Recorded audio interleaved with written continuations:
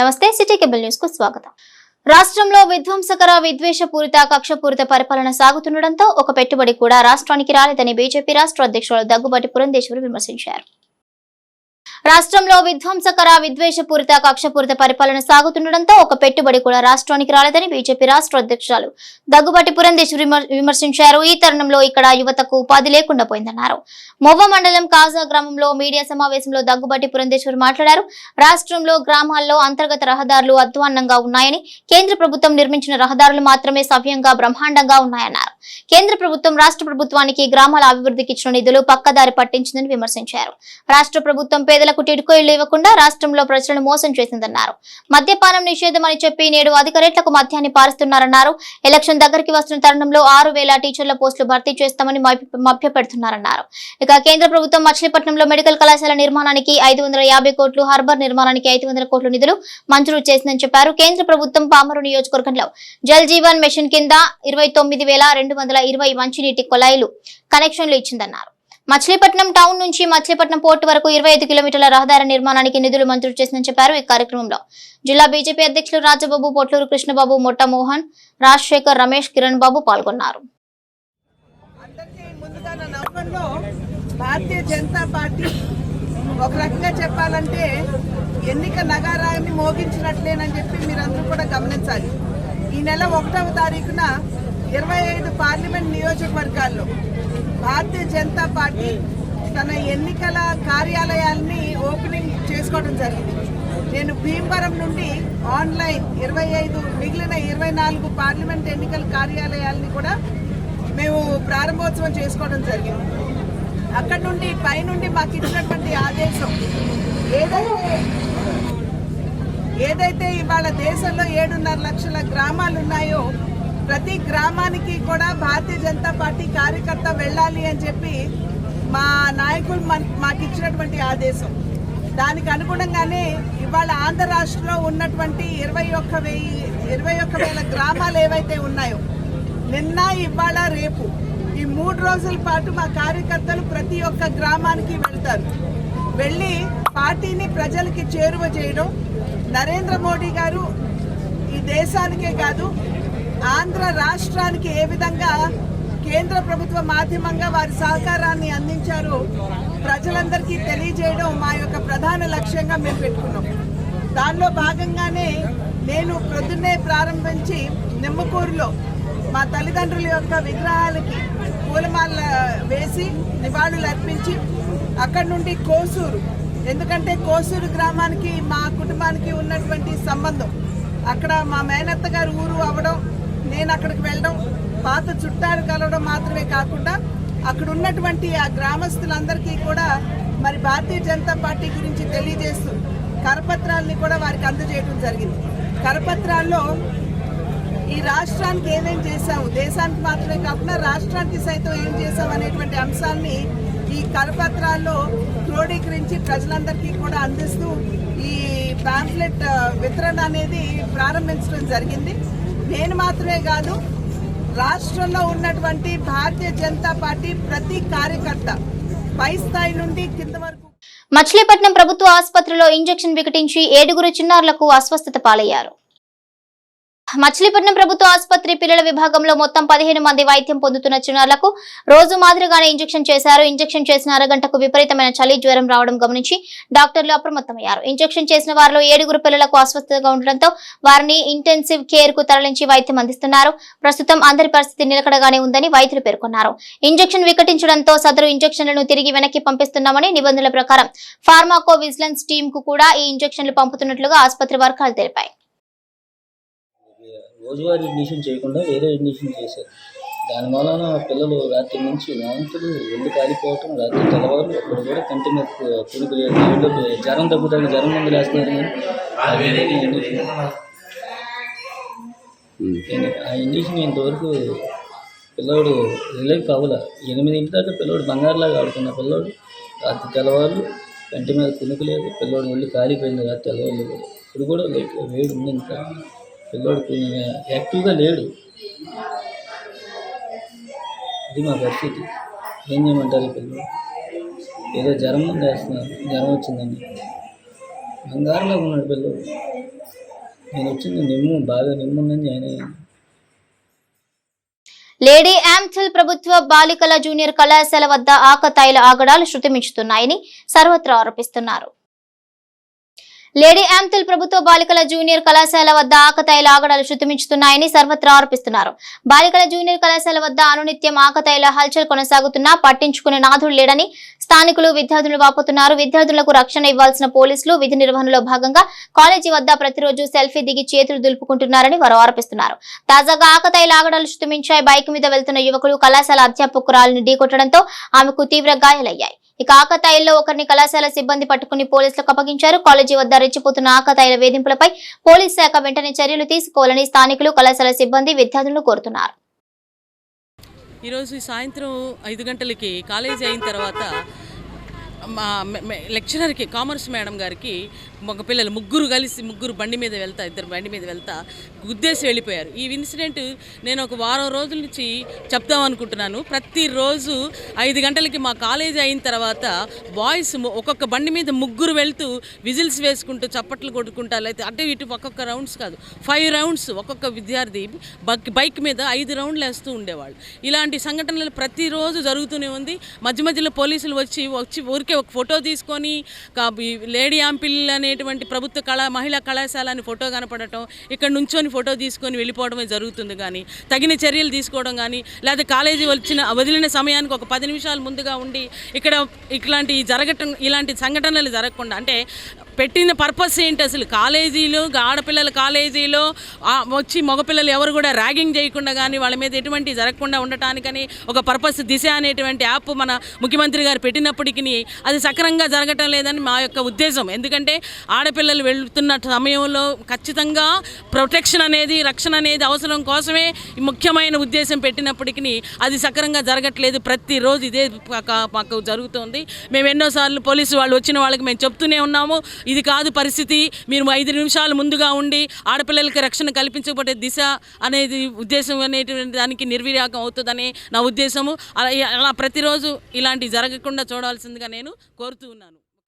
వదిలిన తర్వాత స్టాఫ్ పిల్లలందరూ కూడా బయటకు వెళ్ళడం జరుగుతున్నప్పుడు మా కళాశాలలో ఆ లేడీ స్టాఫ్ మెంబర్ వెళ్తున్నప్పుడు ఆ బైకు 3 కుర్రోళ్ళు బైక్ రైడింగ్ చేస్తా చాలా దారుణంగా హై స్పీడ్లో వెళ్తా ఫాస్ట్గా మేడం గారిని యాక్సిడెంట్ చేయడం జరిగింది. వెంటనే ఆవిడ కింద పడిపోవటం గవర్నమెంట్ స్టాఫ్లను తీసుకెళ్ళాం మేము వెంటనే.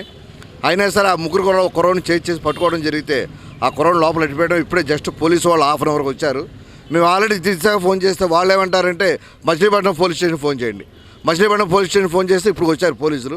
అంటే మొత్తం అయిపోయిన తర్వాత అప్పుడు వస్తారు పోలీసులు అని మాకు అర్థమైంది. వాళ్ళ ఇక్కడ దాదాపు 600 మంది పిల్లలు కళాశాలలో చదువుతున్నారు. పిల్లలు 30 మంది లేడీస్ స్టాఫ్ పనిచేస్తున్నారు ఇక్కడ.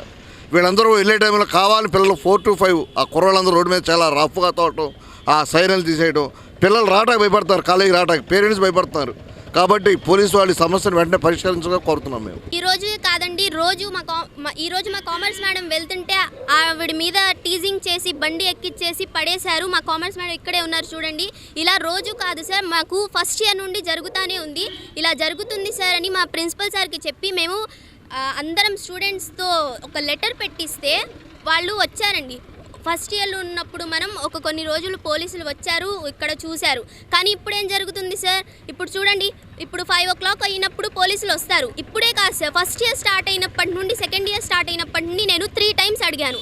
3 times అడిగినా కానీ మీకేం హక్కు ఉంది మమ్మల్ని అడగడానికి? అసలు ఎవరు మమ్మల్ని అడగడానికని పోలీసులు ర్యాష్గా నా మీద మాట్లాడారు సార్. మా టీచర్స్కి వచ్చి కంప్లైంట్ చేస్తాను అని చెప్పారు. ఇలానా సార్ మేము సేఫ్గా ఉండేది? చదువుకోవడానికి వస్తుంటే ఏంటి సార్ ఇవి? మనకు ఇబ్బందిగా ఉందండి అని ప్రభుత్వాన్ని అడిగారు. ఆ ప్రభుత్వం అడగకుండానే మనకు దిశ యాప్ పెట్టింది. ఆ యూజ్ ఏంటండి? ఆ దిశ యాప్ వల్ల మనకేం యూజ్ లేదు.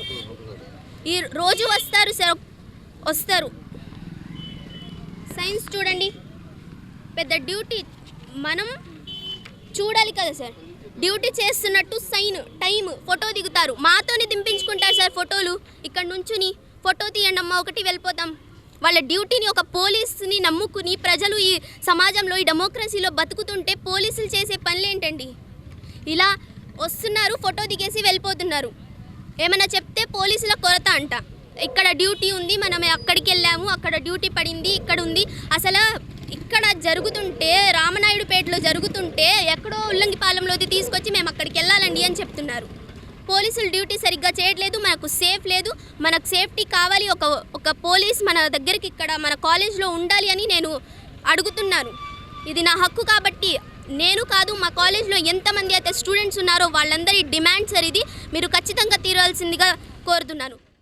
చాలా బాధాకరమైనది. ఎందుకంటే నా కో ఎంప్లాయ్ అయిన మేడం, కామర్స్ మేడం, నా పక్కనున్న మేడం గారు చిన్నగానే ర్యాంప్ మీద నుంచి దిగటం, అటు నుంచి స్పీడ్గా రావటం, గుద్దేయటం చూశారు కదా. బండి ఎలా పాడైందో, ఆవిడ కూడా కింద పడిపోయి చాలా దూరం వరకు దేకేసేసారండి. మరి ఇటువంటి సిచ్యువేషన్స్ స్టాఫ్కే జరుగుతుంటే పోలీసులు ఉండాలి కదా, సాయంత్రం ఉంటామంటున్నారు, పగలు ఉంటామంటున్నారు. కానీ ఎక్కడైతే ఇప్పుడు మాకు బుక్ అవుట్ రిజిస్టర్ పెట్టారండి, దాంట్లో 150 డేస్లో ఓన్లీ 20 సంతకాలే ఉన్నాయన్నమాట.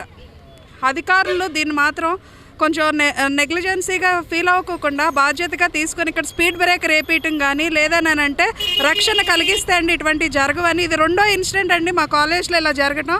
ఒకసారి ఒక మాస్టరీ జరిగింది, ఇది రెండో ఇన్సిడెంట్. దయచేసి దీన్ని ఆర్డర్గా కాకుండా రిక్వెస్ట్గా పరిగణించి దీన్ని సాల్వ్ చేయాల్సిందిగా విజ్ఞప్తి చేస్తున్నాను.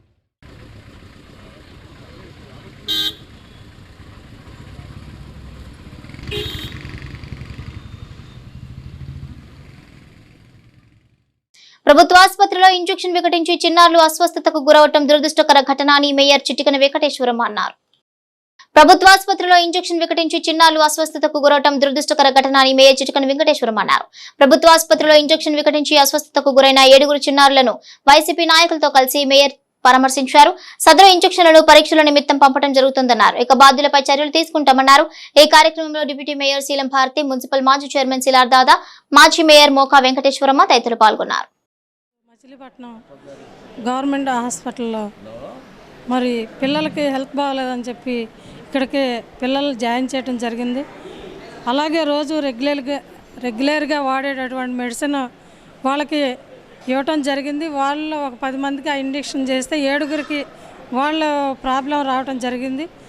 దానిలో మరి ఏమంటే వాళ్ళ పిల్లల తల్లిదండ్రులు మరి డాక్టర్ గారికి చెప్పగా వాళ్ళు కేర్ తీసుకొని వేరే మెడిసిన్ ఇవ్వటం జరిగింది. దానిలో ఒక గంట పిల్లలు కొంచెం కోలుకోవడం జరిగింది. దానిలో భాగంగానే మరి పిల్లలందరూ కూడా ఎవరికి ఏ ప్రాబ్లం లేకుండా వాళ్ళు సేవ్ అయ్యారు.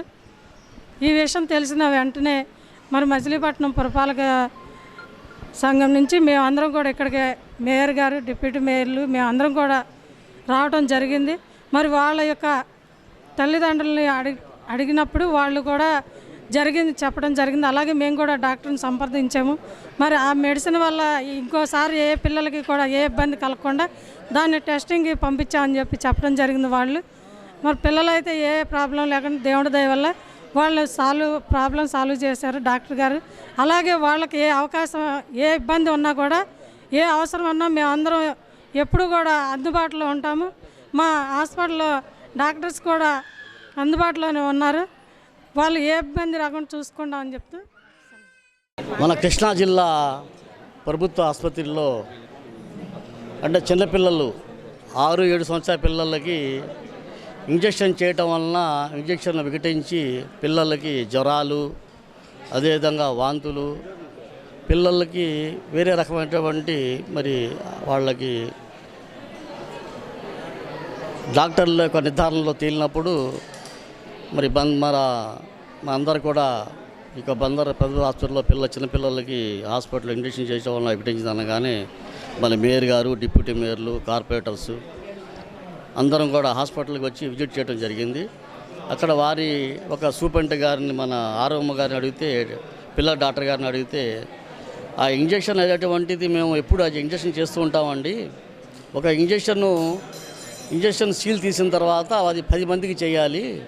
ఆ 10 మందిలో 7 ఆల్రెడీ ఇంజెక్షన్ చేయడం జరిగింది. మేము ఆ 7 పిల్లలకి ఆ యొక్క ఇంజెక్షన్ చేయటం వలన మరి ఆ పిల్లలకి జ్వరాలు రావటం, అదేవిధంగా వాంతులు రావటం, పిల్లలకి వేరే విధంగా వాళ్ళకి ఏదైతే వ్యాధి లక్షణాలు మార్పు వచ్చిందో వెంటనే గమనించి మేము వెంటనే చర్యలు తీసుకున్నాం. ఎప్పుడైతే ఇది 10-11 చేసాం ఇంజెక్షను, 12:30 కన్నా పిల్లలందరికీ కోలుకున్నారు. పిల్లలంతా బాగుందని డాక్టర్లు, ఆర్ఎం గారు చెప్తాం జరుగుతుంది. మరి మేము మేయర్ గారు మేమంతా కూడా అడిగాం, ఎందువల్ల ఇలా అయిందంటే అది మాకు అర్థం కావట్లేదండి. ఇంజక్షన్ల మట్టికి మేము నిజ నిర్ధారణగా అసలు ఏమైందని టెస్టింగ్ పంపించామండి. గవర్నమెంట్ హాస్పిటల్లో పిల్లల విభాగంలో రాత్రి ఎప్పుడు నార్మల్గా చేసే ఇంజెక్షన్ పిల్లలకి ప్రతిరోజు నైట్ చేయడం జరుగుతుంది. అలాగే ఒక బాటిల్ వచ్చి 10 మందికి చేస్తూ ఉంటారు. అలాగే రాత్రి కూడా చేసిన ఇంజెక్షను కొంచెం అది రిఫ్లెక్స్ అయ్యి పిల్లలకి కొంచెం చలి జ్వరం లాంటిది రావటం జరిగింది. వెంటనే వారందరూ పేరెంట్స్ అందరూ డాక్టర్స్ చెప్పగానే వాళ్ళు వచ్చి వెంటనే పిల్లలందరికీ కేర్ తీసుకోవడం జరిగింది. వెంటనే 9 చేసిన ఇంజెక్షన్ 10:30 కల్లా కొంచెం రికవర్ అయ్యారు పిల్లలందరికీ ఏ ఇబ్బంది లేదన్నారు. అంటే నార్మల్గా చేసే ఇంజెక్షన్స్ ఎప్పుడూ చేస్తున్నారు, ఇదే ఇంజెక్షన్ చిన్నపిల్లల దగ్గర నుంచి పెద్దవారికి కూడా చేస్తారని చెప్తున్నారు.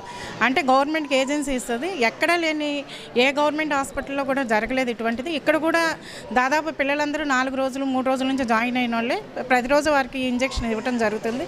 కానీ నిన్నటి ఇంజెక్షన్ ఎందుకని ఇలా అయిందని చెప్పి వారికి కూడా తెలియట్లేదు. కానీ ఎక్స్పైరీ డేట్ కూడా లేదు, దానికి 25వ సంవత్సరం వరకు ఉంది. కానీ అది ఎందుకు జరిగిందన్నది మన వారు కూడా దాన్ని టెస్టింగ్ పంపించడం జరిగింది. కాబట్టి ఆ టెస్టింగ్ ద్వారా మనకి ఏదన్నది వస్తుందని చెప్పి డాక్టర్స్ చెప్తున్నారు. కాకపోతే పిల్లలందరూ నిలకడగా ఉన్నారు దేవుడి దయ వల్ల, ఎవరికి ఏ ఇబ్బంది లేదని చెప్పి డాక్టర్స్ చెప్పడం జరిగింది. వారందరికీ మేము కేర్ తీసుకుని వారందరికీ అండగా ఈ వైఎస్ఆర్ పార్టీ ఎప్పుడూ అండగా నిలబడుతుంది. రాత్రి తెలిసిన వెంటనే మా నాయకుల పేరు నానిగారు కానివ్వండి, కిట్టుబాబు గారు కానివ్వండి, వెంటనే స్పందిస్తూ డాక్టర్స్కి చెప్పడం జరుగుతుంది. మేము అందరం కూడా వచ్చి చూడటం జరిగింది. కాబట్టి ఎవరికి ఏ ఇబ్బంది లేదు. ఎన్నికల కోడ్ త్వరలో రానున్న నేపథ్యంలో ఎన్నికల విధులు సమర్థవంతంగా నిర్వహించేందుకు సిద్ధంగా ఉన్నామని కృష్ణా జిల్లా ఎస్పీ అద్నాన్ నయీం హస్మి తెలిపారు. ఎన్నికలు పబ్లిక్ పరీక్షల నేపథ్యంలో జిల్లా పోలీస్ యంత్రాంగం సంసిద్ధత పరిశీలించేందుకు జిల్లాలో పర్యటిస్తున్నట్లుగా కృష్ణా జిల్లా ఎస్పీ అద్నాన్ నయీం హస్మి అన్నారు. ఎస్పీ నాగాయలంక పోలీస్ స్టేషన్ ఆకస్మిక తనిఖీ చేశారు. ఇక ఈ సందర్భంగా మీడియాతో మాట్లాడుతూ ఎన్నికల కోడ్ త్వరలో రానున్న నేపథ్యంలో ఎన్నికల విధులు సమర్థవంతంగా నిర్వహించేందుకు సిద్ధంగా ఉన్నామన్నారు. నాగాయలంక స్టేషన్ విజిట్ చేసి ఇక్కడి పరిస్థితులు సమీక్షించారు. Avanigadda DSP P Muralidhar, CI Trinath, SI ఎం సుబ్రహ్మణ్యం ఆయనకు మండలంలో శాంతి భద్రతల పరిస్థితిని వివరించారు. అందరికీ నమస్కారం. ఈరోజు నేను ఇక్కడ Avanigadda SDP office, circle office, police స్టేషన్కి రావడం జరిగింది. దీంట్లో కొత్తగా ఇక్కడ జాయిన్ చేసిన తర్వాత ఇది ఇంపార్టెంట్, అందరి ఏరియా ఎట్లా ఉంది దానికోసం నేను స్వయంగా ఇక్కడ వచ్చిస్తే ఎట్లా మనకి పోలీస్ స్టేషన్ బిల్డింగ్ ఇక్కడ ఉన్నాయి, మన ఆఫీసర్స్ ఉన్నారా, స్టాఫ్ ఉన్నారా, స్టాక్ ఆఫ్ దట్ సిచ్యువేషన్ కోసం నేను వచ్చాను ఇక్కడ.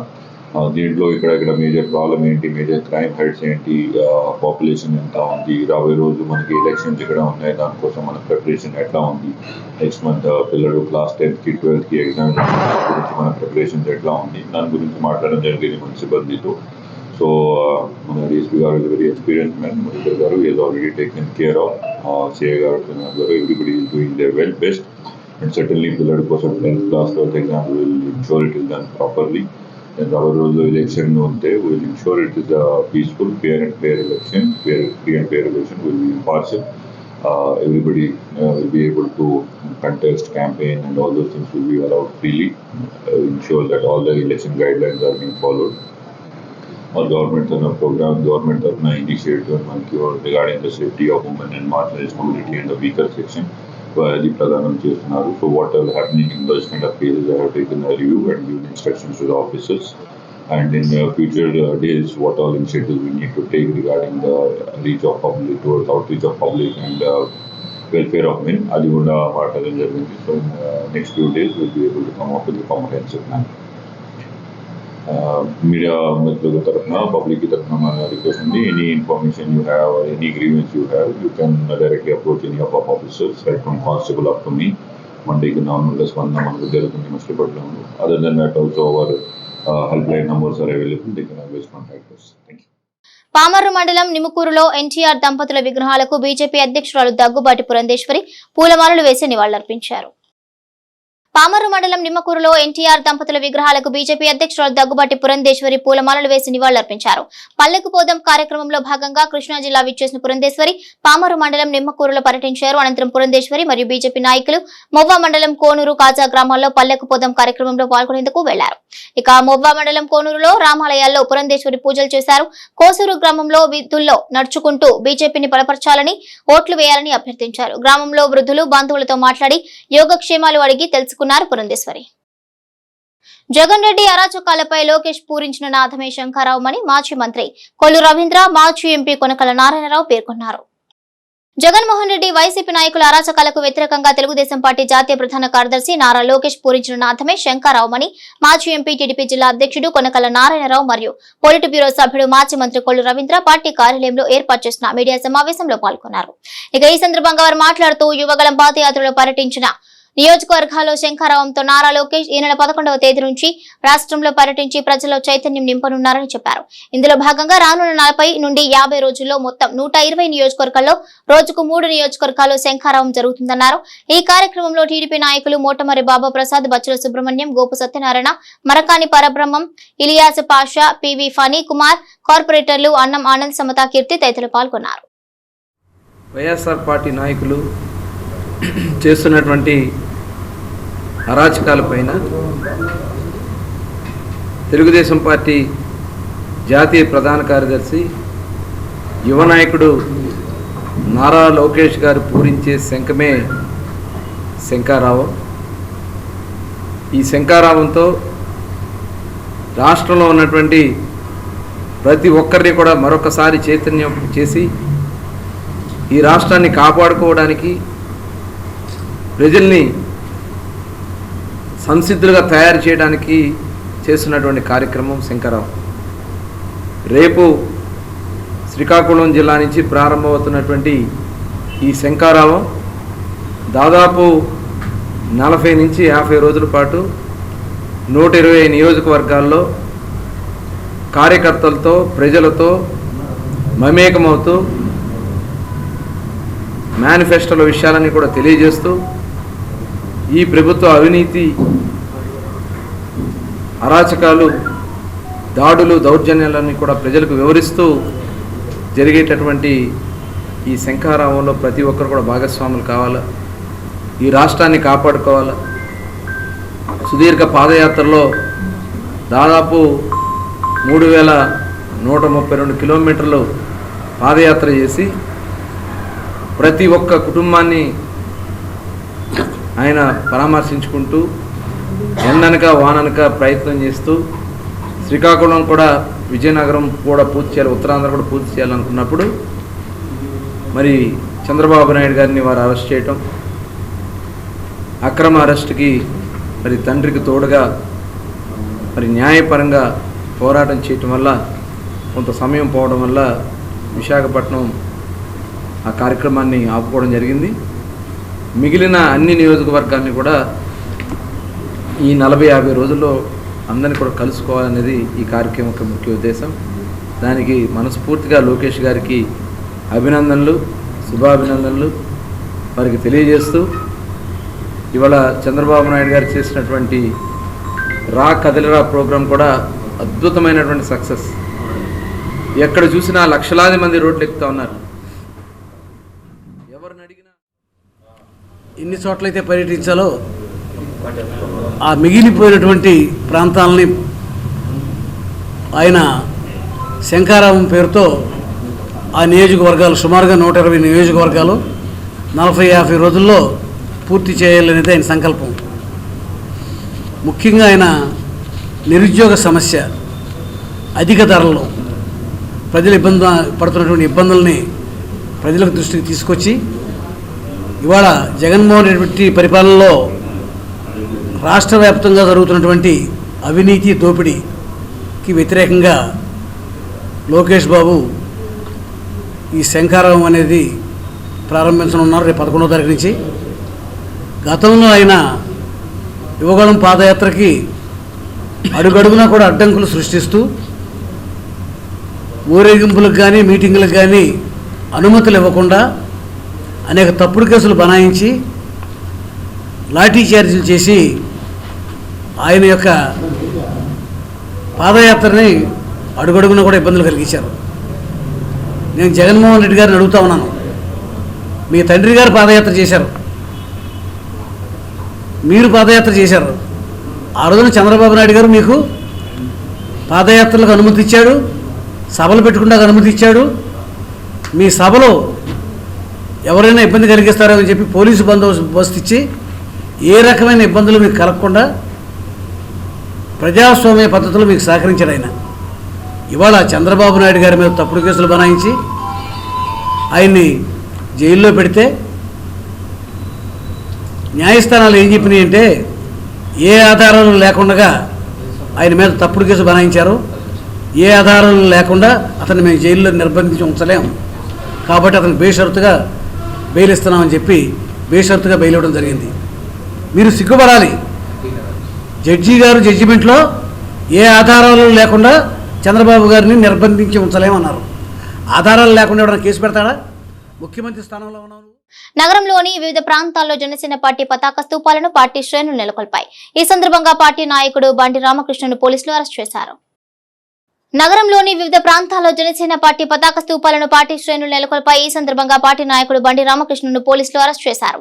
ఇటీవల 11వ డివిజన్లో జనసేన స్తూపాన్ని అర్ధరాత్రి గుర్తు తెలియని వ్యక్తులు కూల్చివేసిన నేపథ్యంలో అక్కడ వారి స్తూపాన్ని పునర్నిర్మించారు. ఈ సందర్భంగా పోలీసులు, మున్సిపల్ అధికారులు ఆ ప్రాంతానికి చేరుకోవడంతో జనసేన శ్రేణులకు వారికి మధ్య వాగ్వాదం చోటు చేసుకుంది.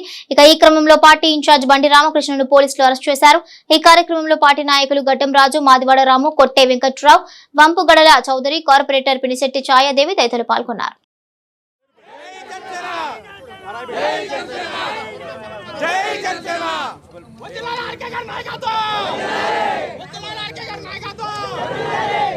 ఒక్క దిమ్మ పగల కొడితే 10 దిమ్మలు ఓపెన్ చేశాం. మొత్తం సిటీ అంతా 50 డివిజన్లో దిమ్మలు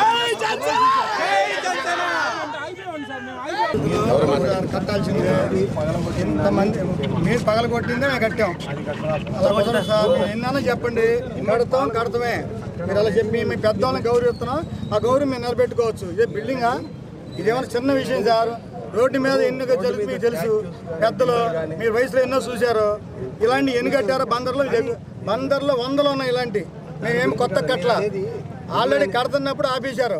ఇవాళ మేము కడతా ఉంటే మీరేం చేశారు? కట్టిన పగలు కొట్టారు. అంటే మేము కూడా అలాగే పగలు కొట్టచ్చు. మేము పగలు కొట్టామా? అధికారులను గౌరవిస్తున్నాం, మిమ్మల్ని గౌరవిస్తున్నాం, మీరు మమ్మల్ని గౌరవించట్లా. మేము కడతాం.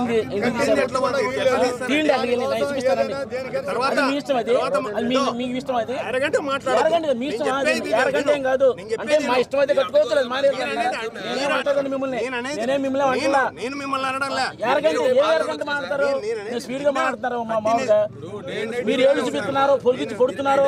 మా తిమ్మను పొడిచారు, మా గుండెలో పొడిచారంటే మీరు పొలిగించుకు పొడిచారు.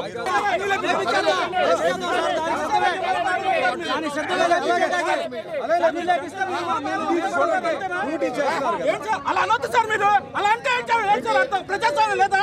ప్రజాస్వామ్యం లేదా? కొడతారా?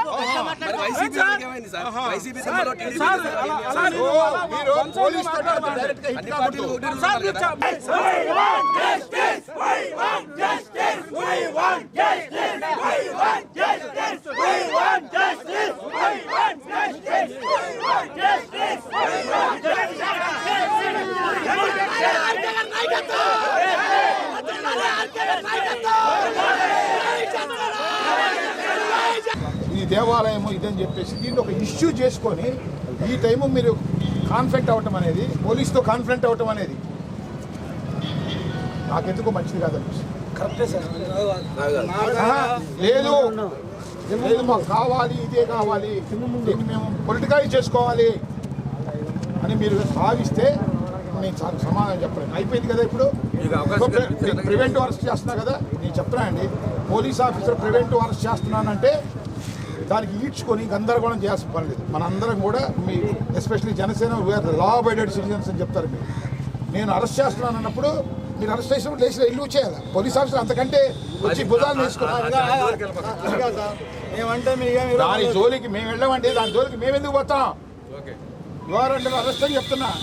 దానికి మళ్ళా మీరు రమ్మంటే వచ్చేస్తాం వెనకాల. అది కాదు అసలు బందర్లో మీకు అన్ని అనేది. వారం రోజుల క్రితం ఇక్కడ బండి కరుణాకర్ గారు, దళిత జేఏసీ నాయకుడు, ఆయన పవన్ కళ్యాణ్ గారికి 11వ వార్డులో డివిజన్ ఇన్ఛార్జిగా ఉండి ఆయన అభిమానంగా ఇక్కడ జనసేన జెండా దిమ్మ కట్టుకోవడం జరిగినప్పుడు అది జెండా దిమ్మ మేము అందరం ఓపెన్ చేశాం. అప్పుడు పోలీసు వారు వచ్చారు. సరే సూచించున్నట్టు అధికారులు వచ్చారు, మేము చెప్పాం, వెళ్ళిపోయారు. 2 రోజులు మేము అక్కడ కూర్చున్నాం వస్తారేమో అని, ఎవరూ రాలా. ఇవాళ 3 రోజుల క్రితం వచ్చి అర్ధరాత్రి కాడ పొక్కలైన పగలు కొట్టారు. ఏమండి, ఏ పార్టీకైనా జమ్మా జెండా అంటే ఏంటి? మాకు దేవాలయం లాంటిది. అది మమ్మల్ని మనోభావాలను దెబ్బతీసే విధంగా మన జన సైనికులకి పార్టీకి అవమానంగా అవతల అధికారులు వాళ్ళ వెనకాల ఆడిస్తున్నటువంటి వైసీపీ నాయకుల మాట విని వాళ్ళ ఇష్టానుసారంగా వచ్చి వాళ్ళ రాత్రి పడగొడితే ఇవాళ మా దగ్గర ఉన్న దిమ్మలో ప్రజారాజ్యం దగ్గర నుంచి ఉన్నటువంటి దిమ్మలన్నీ కూడా జెండాలు కట్టి వాళ్ళు పెయింట్లు వేసి ఓపెన్ చేసుకుంటా మొన్న పడేసినటువంటిది మేము కడుతున్నాం, కొత్తగా కడతలా. కట్టినటువంటి దిమ్మకి పోలీసు అధికారులు అలాగే మున్సిపాలిటీ అధికారులు వచ్చి మళ్ళీ పడగొట్టేస్తాం కుదరదని చెప్పేసి వ్యాన్లు వేసుకొచ్చి అరెస్ట్ చేస్తూ ఉన్నారు. అరెస్ట్ చేస్తారా కాల్ చేస్తారా అది మీ ఇష్టం, మీరు ఏది న్యాయం అనుకుంటారో అది చేయండి. మేము మాత్రం వెనక్కి వెళ్ళాం. ఎందుకంటే ఈ దిమ్మ పడగొడితే మాత్రం మామూలుగా ఉండదు.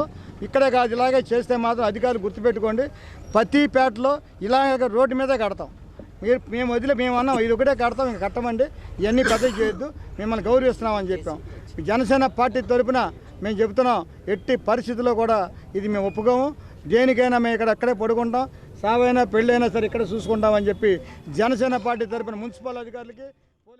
మచిలీపట్నం ప్రభుత్వ ఆసుపత్రిలో ఇంజెక్షన్ వికటించి 7 చిన్నారులు అస్వస్థతకు గురవటం ప్రభుత్వం నిర్లక్ష్యమని మాజీ మంత్రి కొల్లు రవీంద్ర, మాజీ ఎంపీ కొనకళ్ళ నారాయణరావులు ఆరోపించారు. మచిలీపట్నం ప్రభుత్వ ఆసుపత్రిలో ఇంజెక్షన్ వికటించి 7 చిన్నారులు అస్వస్థతకు లోనవటం ప్రభుత్వ నిర్లక్ష్యమని మాజీ మంత్రి కొల్లు రవీంద్ర, మాజీ ఎంపీ కొనకళ్ళ నారాయణరావులు ఆరోపించారు. సరైన సమయంలో డాక్టర్లు స్పందించి చిన్నారులకు ప్రాణం పోశారన్నారు. ఇక నాసిరకం మందులు పంపిణీ వల్లే ఈ పరిస్థితి కలిగిందని విమర్శించారు. మందులు పంపిణీ చేసిన సాయి ఫార్మాసిటికల్ కంపెనీని వెంటనే బ్లాక్ లిస్ట్ లో పెట్టాలని వారు డిమాండ్ చేశారు. టీడీపీ నాయకులు ఇలియాష్ పాషా, కార్పొరేటర్లు దేవరపల్లి అనిత, మరకాని సమత కీర్తి, లంకె నారాయణ ప్రసాద్, మద్దన లక్ష్మి తదితరులు ఈ కార్యక్రమంలో పాల్గొన్నారు. ఇది చాలా చాలా దురదృష్టకరమైనటువంటి సంఘటన. ఇది పూర్తిగా ప్రభుత్వ నిర్లక్ష్యంగా మేము భావిస్తూ ఉన్నాం. ఎందుకంటే సాయి ఫార్మాసిటికల్ అనే సంస్థ నుంచి ఎమాక్సిలిన్ అనే ఇంజెక్షన్ని సప్లై చేయడం జరిగింది. 9 మంది పిల్లలకి ఇంజెక్షన్ చేస్తే 7 దాదాపు ప్రాణాపాయ స్థితికి. ఎందుకంటే ఆ తల్లిదండ్రులు వాళ్ళు చెప్తూ ఉన్నారు, వాళ్ళు పడినటువంటి వేదన దాదాపు 3 గంటల వరకు, 10 గంటలే చేస్తే 3 గంటల వరకు డాక్టర్లు తీవ్రంగా శ్రమించి వాళ్ళని ప్రాణాలను కాపాడినటువంటి పరిస్థితికి వచ్చిందంటే ఇవాళ ఎంత నిర్లక్ష్యం జరుగుతుందనే దానికి ఇదే ఒక నిదర్శనం. పూర్తిగా దీని మీద విచారణ చేయాలి. ఎవరైతే సప్లై చేశారో సాయి ఫార్మాసిటికల్ అనే సంస్థని ఇమ్మీడియట్గా బ్లాక్ లిస్ట్లో పెట్టాలి. దీన్ని ఎందుకంటే చిన్నపిల్లల ప్రాణాలతో చెలగాటమాడే పరిస్థితి ఇవాళ ఈ ప్రభుత్వం చేస్తూ ఉంది. నాసి రకమైనటువంటి మందులు వాళ్ళకి ఎటువంటి అనుభవం లేనటువంటి కంపెనీలకు ఇచ్చి ఇవాళ ఇటువంటి మందులు సప్లై చేస్తూ ఉంటే ఇవాళ ఆయాసం వచ్చినా అదే మందు, జ్వరం వచ్చినా అదే మందు, లేకపోతే వేరే రకమైనటువంటి అయినా అందరికీ ఒకే రకమైనటువంటి మందు ఇచ్చే పరిస్థితి. ఎందుకంటే మెడిసిన్ సప్లై కూడా లేదు హాస్పిటల్స్లో. ఇవాళ చాలామంది పేషెంట్లకి ఒకే రకమైనటువంటి మందులు హాస్పిటల్స్లో ఇస్తున్నారంటే ఇది చాలా, ఎందుకంటే చాలా కాలం నుంచి మేము చెప్తున్నాం, ఇది చాలా దుర్మార్గమైనటువంటి కార్యక్రమాలు ఇలాంటివి చేయటం అనేది. దయచేసి ప్రాణాలతో చెలగాటం ఆడొద్దు. చిన్నపిల్లల వైద్య విభాగంలో పిల్లలకి రాత్రి 10 గంటల ప్రాంతంలో యాంటీబయోటిక్ ఇంజెక్షన్, ఎమాక్సిలిన్ ఇంజెక్షన్ ఇవ్వటం వల్ల పిల్లలు తీవ్ర అస్వస్థతకు గురై బాగా చలితోటి ఫీవర్ తోటి చాలా ఇబ్బంది పడ్డారు. అది కొత్తగా వచ్చిన నిన్న ఒక బ్యాచ్ ఇంజెక్షన్ చేయటం వల్ల 9 మందికి చేశారు. అందులో 7 పరిస్థితి చాలా ఇబ్బందికరంగా మారింది. మళ్ళీ వెంటనే డాక్టర్లు తిరిగి వేరే వైద్యం చేసి మరి ఆ పిల్లల్ని మళ్ళీ నార్మల్కి తీసుకొచ్చారు. పిల్లలంతా కూడా బాగానే ఉన్నారు, కోలుకున్నారు. కానీ ఆ బ్యాచ్ ఇంజెక్షన్స్లో ఏదో తప్పు ఉండటం వల్ల ఈ ప్రాబ్లం వచ్చింది. డాక్టర్ రమేష్ గారు, సూపరింటెండెంట్ గారు వీరంతా కూడా దాని గురించి కమిటీ వేశారు. ఆ కమిటీ విచారణ చేసిన తర్వాత ఇది ఎందుకు జరిగిందనే దాని గురించి, ఆ మందులు ఎవరికి వాడొద్దని చెప్పి పైకి అందరికి కూడా దానికి సంబంధిత డిపార్ట్మెంట్కి తెలియపరచడం జరిగింది. ఆ మందులు వాడరు. కొత్తగా వచ్చిన మెడిసిన్స్లోనే ఏదో ప్రాబ్లం ఉంది.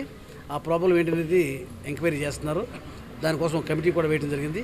పిల్లలంతా కూడా రాత్రి ఇబ్బంది పడ్డారు, కానీ ప్రస్తుతం మళ్ళీ తిరిగి వాళ్ళకి వైద్యం చేయడం వల్ల అప్పర్ రెస్పిరేటరీ ట్రాక్ట్ ఇన్ఫెక్షన్ ఉన్న పేషెంట్లకి 9 మందికి యాంపిసిలిన్ క్లావనిక్ యాసిడ్ ఇంజెక్షన్ ఇవ్వడం జరిగింది. అందులో 7 మందికి ఫీవర్, వామిటింగ్స్ డెవలప్ అయ్యాయి. సో వెంటనే రియాక్ట్ అయ్యి మొత్తం పీడియాట్రిక్ డాక్టర్స్ 7 మంది వచ్చి ఆ పేషెంట్ని ట్రీట్ చేసి within 1 hour everything was set right. నవ్వు అందరూ బాగున్నారు. అబ్బాయి కాదండి, మీరు అంతకుముందు యూజ్ చేసి తర్వాత చేస్తారా? అంటే పారాసెటమాల్ టాబ్లెట్ మీరు వేసుకుంటారు, టెస్ట్ చేసి వేసుకుంటారండి టెస్ట్ చేస్తారు కదా. అదే అది అయ్యి తర్వాత తీసుకుంటారు. ఇది రొటీన్గా వాడే మందు. ఈ రోజు కూడా 9 మందికి వాడితే 7 మందికే వచ్చింది, మిగతా 2 ఎస్కేప్ అయినాయి కదా. అట్లా ఉంటుంది. రియాక్షన్ వచ్చింది, అది నార్మల్గా దానికి ట్రీట్మెంట్ ఇచ్చి దాన్ని అందరినీ సర్వే చేసాం. లేదండి, అదే చేస్తారు. దాన్ని మొత్తం బ్యాచ్ అంతా పక్కన పెట్టాం. సిటీ కేబుల్ న్యూస్ సమాప్తం. నమస్కారం.